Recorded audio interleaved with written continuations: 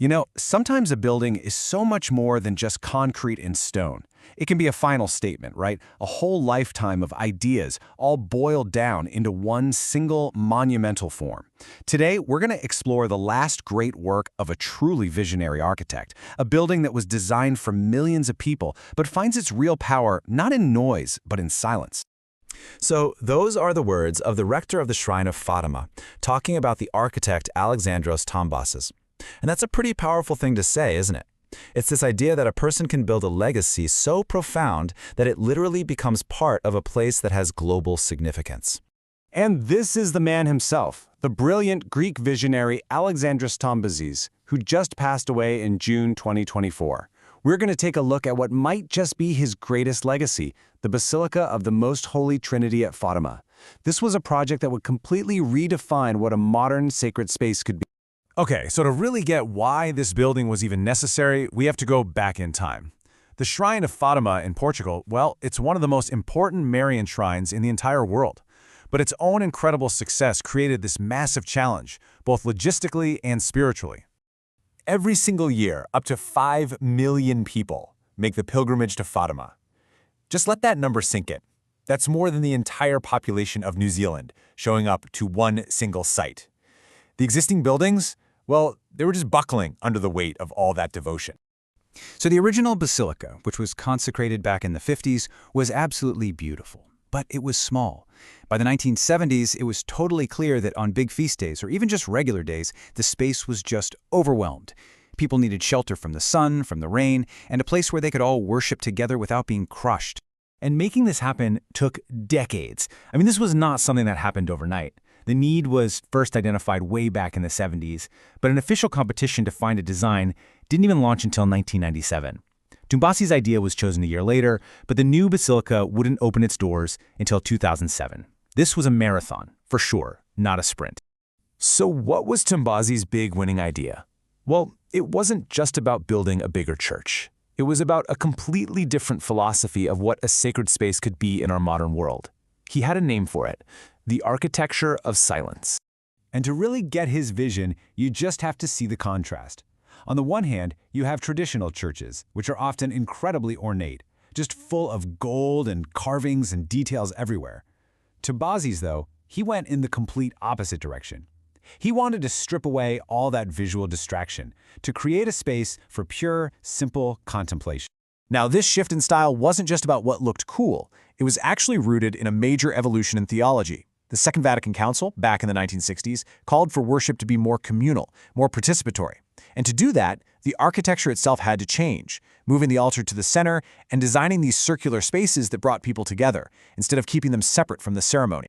And this brings us right to the heart of his idea: the architecture of silence. It's an approach that just strips away everything that isn't essential. It uses clean lines, simple materials, and a ton of natural light to create this deep sense of serenity. The goal is simple: quiet the eyes so the soul can speak.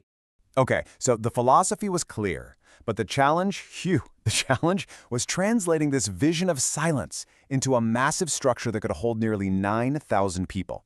And that was just an incredible feat of both engineering and artistry. I mean, just look at the scale of this project from the very beginning. You can see that massive circular foundation taking shape right next to the existing sanctuary. The sheer footprint alone is breathtaking, right? It's like a giant circle was carved into this sacred landscape.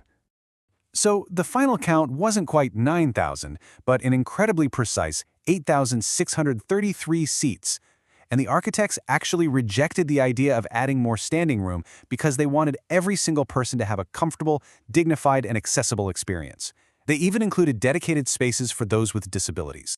And this is the engineering marvel at the heart of the whole design. The building is a perfect circle, 125 meters in diameter. That's longer than a football field. And here's the real kicker: there are no internal columns. Zero. The entire roof is held up by 2 gigantic external beams.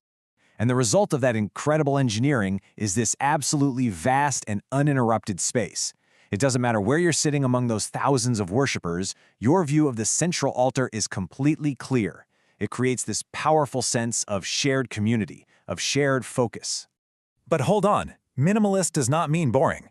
The focal point of the entire basilica is this unbelievable 500 square meter mosaic behind the altar.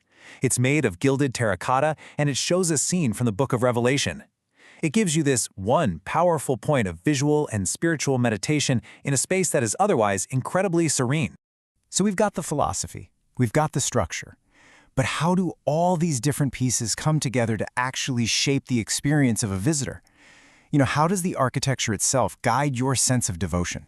Well, Tombasi's design is really a masterclass in 4 key strategies.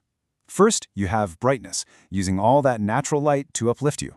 Second, you have bareness, or visual silence, using these simple walls that don't distract you. Third, a sense of permeability, a connection to the world outside. And finally, that comforting, enwrapping feeling you get from the circular form. But maybe Tombasi's greatest achievement was creating a building this huge that somehow doesn't dominate the landscape. His goal, in his own words, was for it to be present without being overwhelming. It complements the historic open-air prayer area. It serves it, rather than replacing it. And that is a masterful act of architectural humility. And that leaves us with this final thought, doesn't it? Alexandros Tombasi's last great work offers a really powerful answer to a very modern problem. In our world of constant information, endless notifications, and just visual noise, maybe the most sacred experience we can possibly have is one of profound,